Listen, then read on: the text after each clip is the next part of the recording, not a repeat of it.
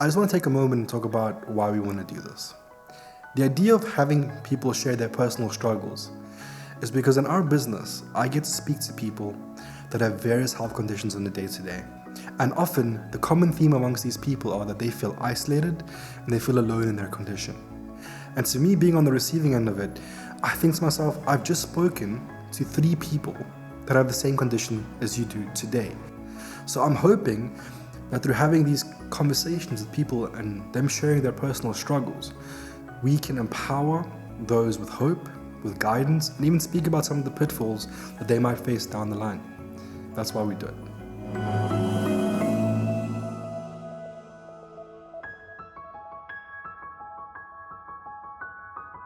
I had to chase and be something that didn't exist. People underestimate the impact of being young. I was completely suppressed of my emotions. When you think PTSD, people think about someone coming back from war.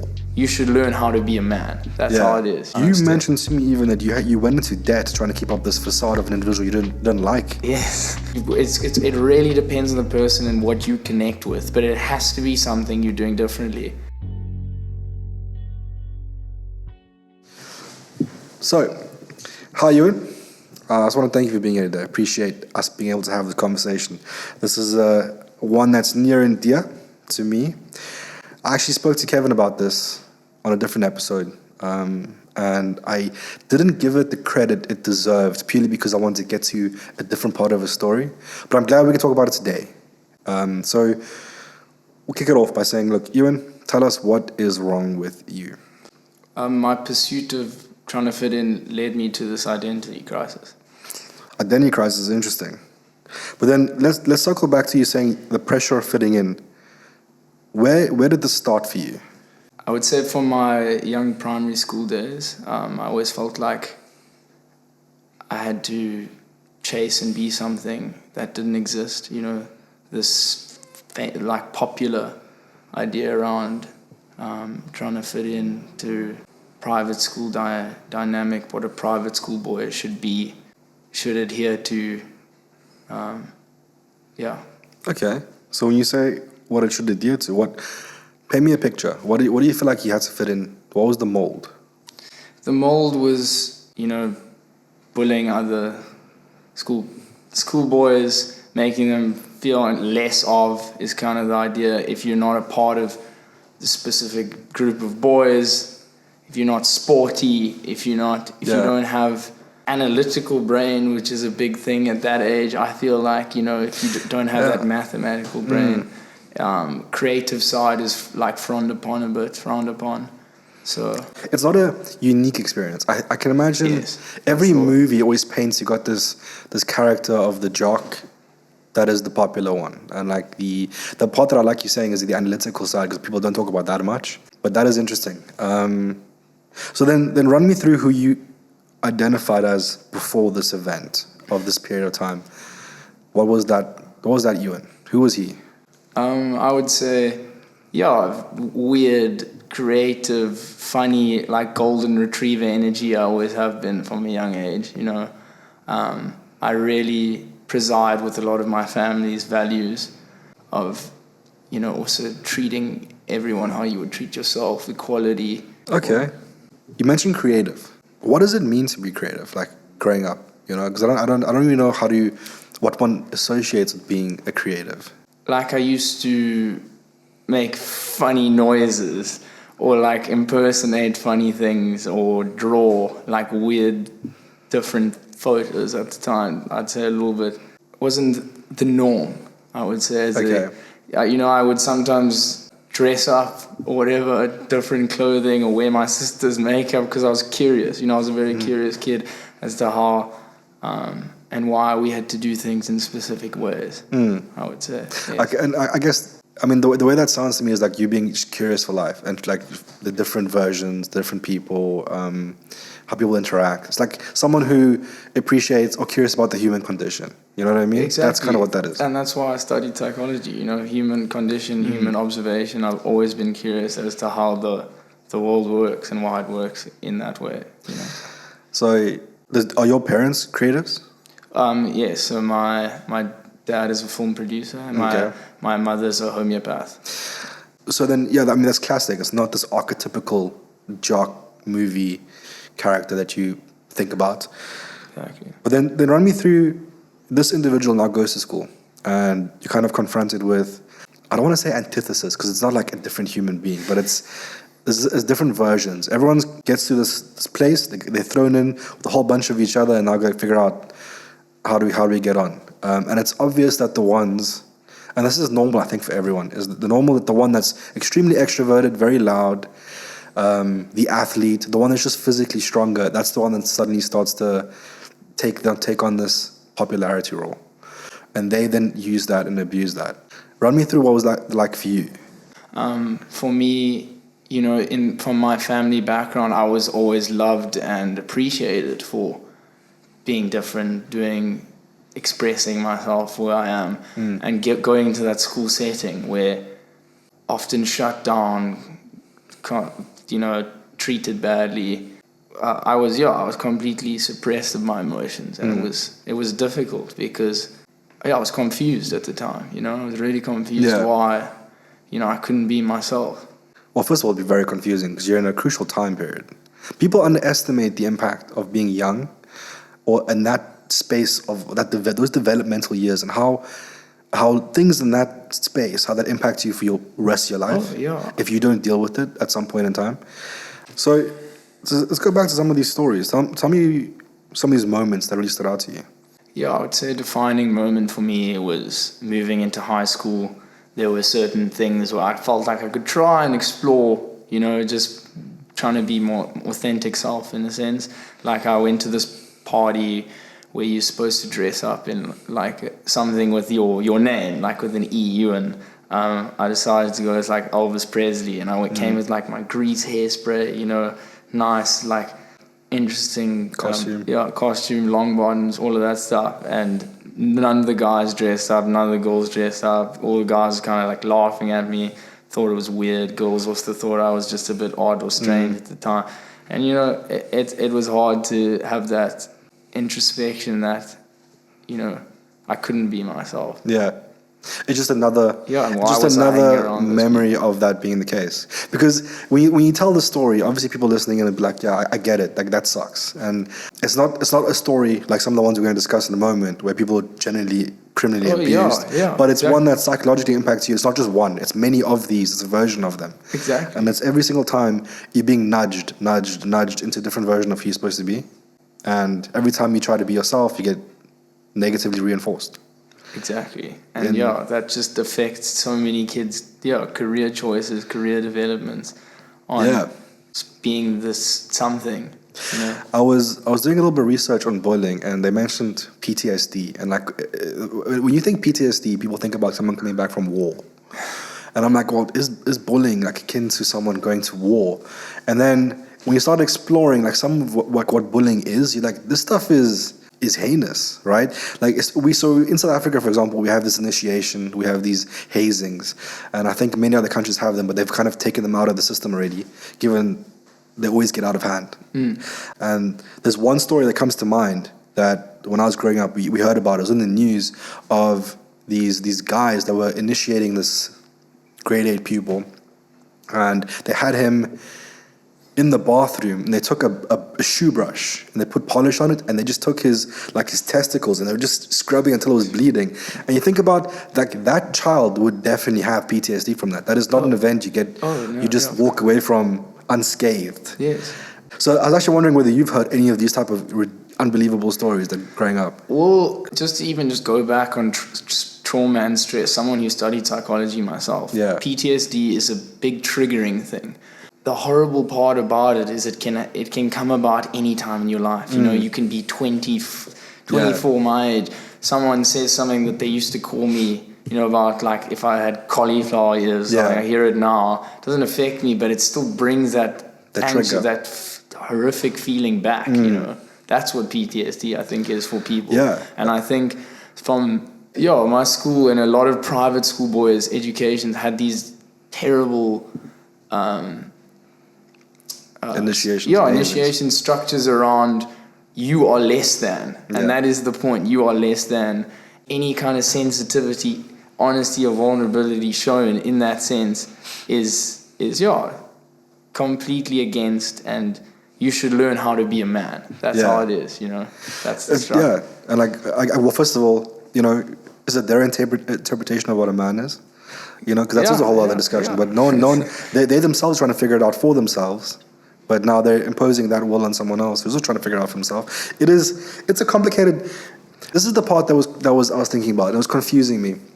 I was conflicted with it because I spoke to another guy who was telling me about his rituals he went through. And at this point, we were already adults and we're talking about it. And I was laughing at some of them because I thought they were funny. But there was one that comes to mind, which I thought was really funny. But when he told me and I laughed and I saw his reaction, I could see behind his eyes that even though it was supposed to be told as a funny story, I could see that it wasn't. Away the pain. And then because I was always conflicted with the idea of initiation being like, well, maybe some form of initiation is obviously okay. And the story he told, just because I'm if you want to know, is he every morning he had to go sit on the toilet to warm the seat, so that at 7 o'clock or at 6:05, that seat was warm for the person to come in. And I thought it was hilarious when he told me, and we all laughed. But clearly to him at the time when he had to do it, it wasn't funny for him, right? But then it made me think about is initiation okay, and should there be any sort of initiation or hazing done? And I guess I don't know the answer. I don't. I'm still conflicted because I'm thinking about it. Because I thought maybe some sort of light hazing is okay. I heard that some schools, if you get punished, they give you scissors and you just cut the grass to make sure that it's neat. I thought that's okay, but I don't know because every human perceives things so differently. So I would say in grade 8 we had prefix detention, where we have to do similar things, where you'd have to take a nail and try get out pluck out the bad edges of the grass or something close to the first team field, because the first team field needed to be perfect for the grade 12. But they stopped proper initiation, I think, before my time. But there is still this terrible idea around that because of your age group, you're somehow one above, and there's always this pecking order. And I think it can follow around the structure with bullying, because often a lot of these prefects or analytical students that did really well in high school, they got their 5, 6, 7 distinctions. They often think that means more than it is after, and then you have to join the corporate ladder, and then the corporate structure is then again a representation of how you've built up your life. I completely agree. It comes back to the fact that there's a whole subset of humans that can't be measured by the classic academic system. So do they just fall away? Do they just have to endure this? Can we not consider them? And I think so. I know there's this whole generation, or the Gen Z, is coming into the workforce, and they're just shaking it up because suddenly now the generations don't know how to work with them, because they're coming in with very different ideals and different hybrid and working remote and this. Of course. But it's important that companies obviously get along, and they've got to find a middle ground. And I think that's something that this hazing, this initiation doesn't do. It doesn't find a middle ground. It doesn't allow for the person at the bottom who's receiving it to voice their, I've had enough, this is too much. It's a complicated topic, but the fact that the PTSD, the way you've explained it to me, I can completely appreciate that. There's a story happened to me, and it's funny, I was thinking about when I wrote down this script, I was thinking about it, because now it doesn't impact me. But it obviously has some sort of impact because it's big enough for me to remember it and bring it up in the conversation. And I was very young. I was also very overweight when I was young. And it was for just a week, because you know how kids they tie anything to you if they can, and then everyone jumps on the bandwagon and belittles you, and you can be labeled as something. And I remember me going to the cafeteria to just buy a biscuit. For a week, I got one biscuit the first day. I'm like, this is delicious. I want it again the next day. Got it for 3 days straight, and suddenly people kept calling me Mark Cookies.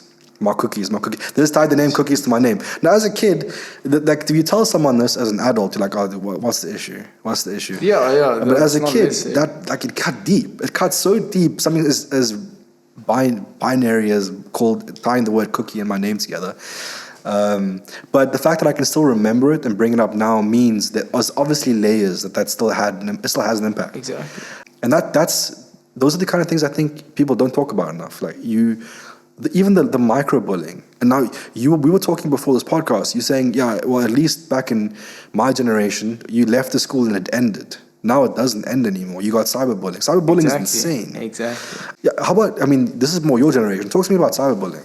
So I would say, yeah, our biggest problem is social media. You know, we now as individuals live on our phone. Yeah. That is what. So you can, once you leave school, if there's an argument or fight you've gotten into, it continues online, you know? And now there's social media. People can expose photos, like images, videos of you. Or like there was a famous documentary recently about this guy who released all these females' nude pictures all over the internet. The revenge porn guy. Yes, I heard about this guy. Well, do you remember his name? Yes. His name was Hunter. Not quite sure his surname, but regardless, around the whole idea is for these kids, going back to what we were speaking about, it's this invasive, dark feeling of like you cannot escape.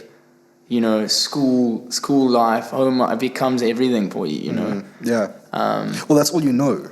Yes. You know, how can you appreciate context in life if that's all you know? Those are the confines of your reality. Yeah, exactly, and creates this complete disconnected and isolated, you know, being of yourself, which is not what anyone ever wants to feel. In my time, and actually one of this is still the case, is body dysmorphia is generational. That impacts every generation. And I remember my time, everyone was so obsessed with the physique of a bodybuilder that the amount of substance abuse that the people put their bodies through from a health perspective, the amount of steroids, or even if you think about women that go through like anorexia, bulimia, trying to not gain any bit of weight, holding them to ideals that are just not natural, those are also forms of this bullying that happens, you know? Like, and I can't imagine how bad it must be now with everything being on social media. Yeah, you're constantly comparing yourself to other people and other fake narratives around their lives. I feel like Instagram is completely just built up on what people are doing that's great and happy and, you know, good times and good stories and like good photos. It's not showing any of the real, raw, you know, stuff that you're going through, for sure. Someone once told me, and this changed my complete outlook on social media, but what you post on social media is what you're most insecure about. Oh, wow. Yeah, I would say that's definitely very interesting. I would challenge people to have a look at people's social medias and see what they post about, and you'll see that is, and if you know them, you'll know whether that is true or not. And it's changed my entire outlook on social media. I definitely agree. Yeah. I definitely agree. So I want to go back to you. You saying you're fitting in. What lengths did you take to change your identity to fit this narrative? Yeah, I would say I started off with trying to host cool parties and ask my parents to like leave or whatever and give me space so I could make friends, you know, be that guy, that cool guy who's trying to like, you know, have these nice house parties or fit in with specific terrible lingo that's misogynistic or, you know, not having my own... Yeah, not voicing my own opinion around certain subtle racist issues or misogynistic issues just because, you know, I had to... Because if you were sensitive to it, then you get ostracized for it, especially at the age of 8 or grade 8. Yeah. I would also just say that it doesn't allow you specifically, also me, to share to share new experiences because you're so locked in this box of people that new people, new friends, you're not trying to get to know or even understand because they're not considered part of the cool club. The cool club. But if you think about it, and this is something I want to talk about because it's a complicated case. You have someone who's grade 8. What are they? 13, 12, 14. Look at me. This person, analytical. So you're 14. You know nothing about life, right? How are you supposed to stand up to you don't have any confidence either, because every time you've tried something, you have been shunned, you've been ostracized. How are you supposed to stand up if you have nothing to ground you? Like, how are you supposed to stand up to I've experienced it as well. I was taken my fair share in these conversations, and I think back at it because I've had these conversations later in life, and I think back, how was I supposed to stand up if I believed differently, if I had different opinions? I don't know. Yeah, so I don't want to glamorize myself. Yeah. I'll be completely honest with you.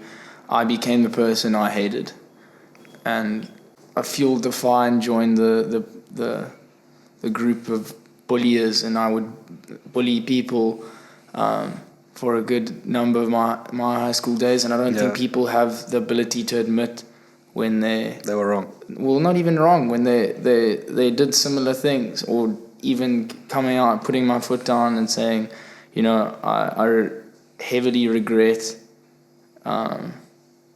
treating some of the people I did treat in high school, because of my extroverted nature. I couldn't stand on. They had too much fiery energy to not have a voice, and the voice had to be that voice at the time. Yeah. But the positive is then I came out of it the other side. Well, that's what I like. That's what I like about it, because we're at this point now where we can say that version of me wasn't who I wanted to be, and I did things I'm not proud of, and obviously something you live with. It's your narrative, it's your story. But the fact that you're now trying to change that and you're trying to make a difference, especially in a field like that, I think is commendable, because everyone makes mistakes. You can't go through life and never make. Otherwise, you'd be a human. Yeah. But then let's talk about that. Then let's talk about how you had to change your identity, and now you were burdened with this inauthenticity. When did you start making the shift? Like, what happened? So I would say defining life moment for me was I had quite a bad health issues in 2020, 2021. I was hectically binge drinking all the time. COVID also just made me hate my life, but I guess for a lot of people it did. And I had surgery on my appendix. And I was in this hospital ward, also just confused, uncomfortable, not really sure what was going on, because at the time they didn't really know if it was my appendix. Okay. They were doing a whole bunch of tests and scans, and it was freaking me out, because I thought there was something peculiar rare disease that I had that no one else had. But I'm sitting in there for a couple of weeks speaking to these guys in my ward, and they're all just explaining and telling me, do more with your life. I've got hectic stomach ulcers, I can barely eat anymore, be healthy, be fit.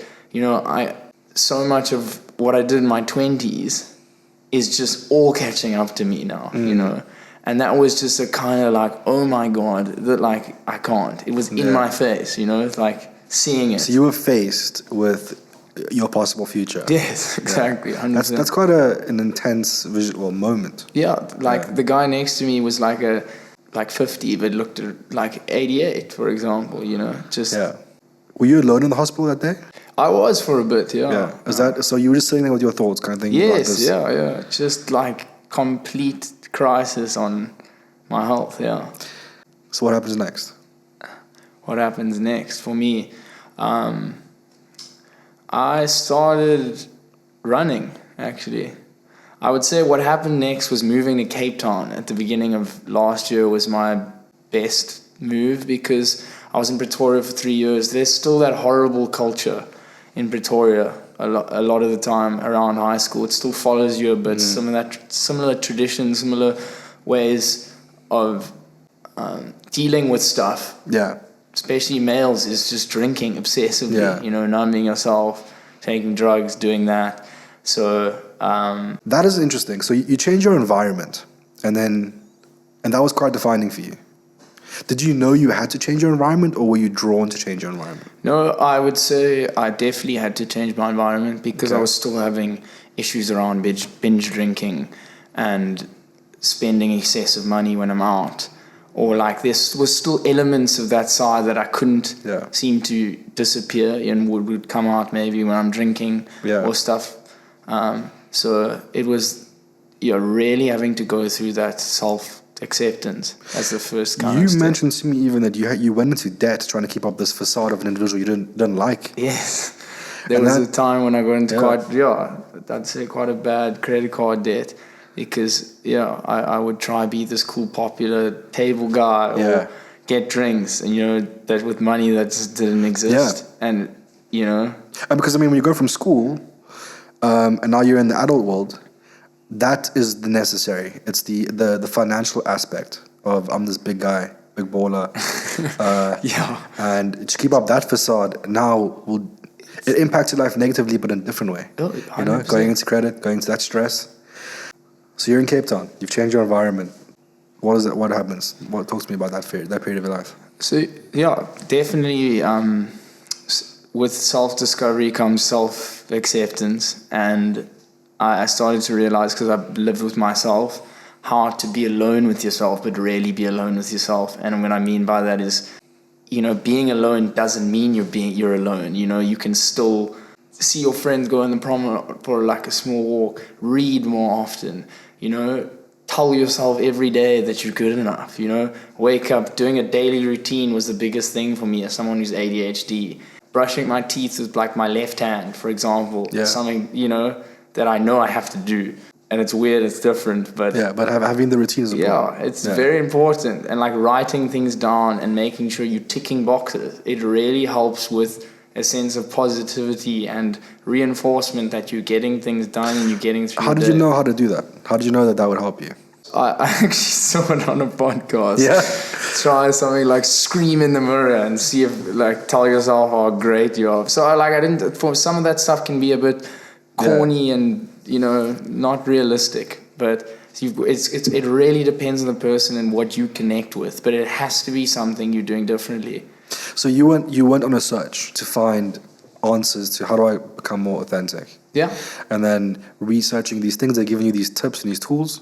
One was, like you said, have a positive start to the day. Yeah. An organized start to the day. So then also bringing on to that big thing I wanted to speak to about this is family. Yeah. I think where your strength comes is your vulnerability, and you're allowed to be vulnerable and your true authentic self with your family. Yeah. Your family, as everyone says, family is permanent, friends come and go. And it doesn't matter what kind of extension of family you have, whether you have a really horrible father or parents on there, or unfortunately if they've passed away, there's always an extension of family, and whatever you constitute as that family is there for you, somewhere or something. And that sense of belonging is such an important thing in understanding your morals, what you preside with.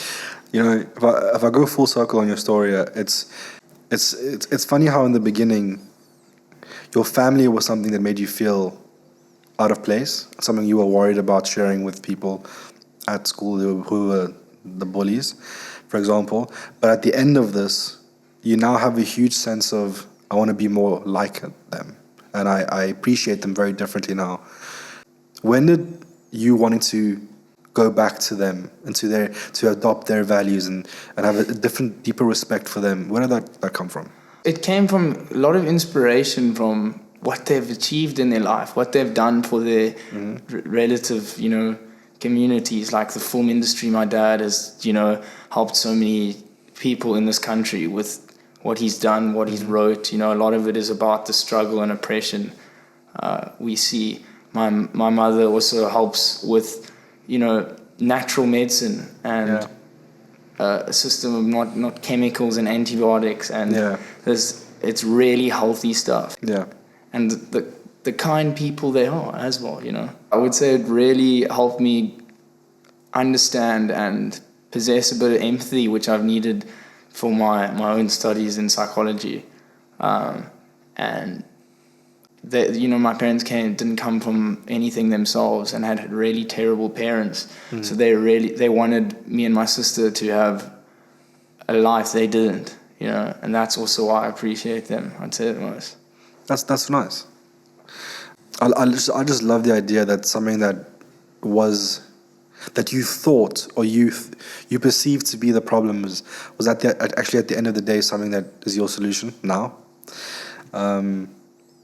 And I think school has that ability when you're a child to warp your understanding of reality and what is right and what is wrong. So then, what advice would you then have to someone that was in your position at that time of your life as a child? How would you get through it unscathed? So you're saying as a young child, or like, so you being the creative? I think it's quite hard at that age to really understand what is right and what's wrong. But what I would give advice is, when you start to feel like you have your own opinions on things and your own values, is to really just, I would say, your vulnerability is your power, and with that power, you know, whether it might feel like at the time there's no one with you, or you're again, the sense of belonging is the people that value that vulnerability, like your family, your external community.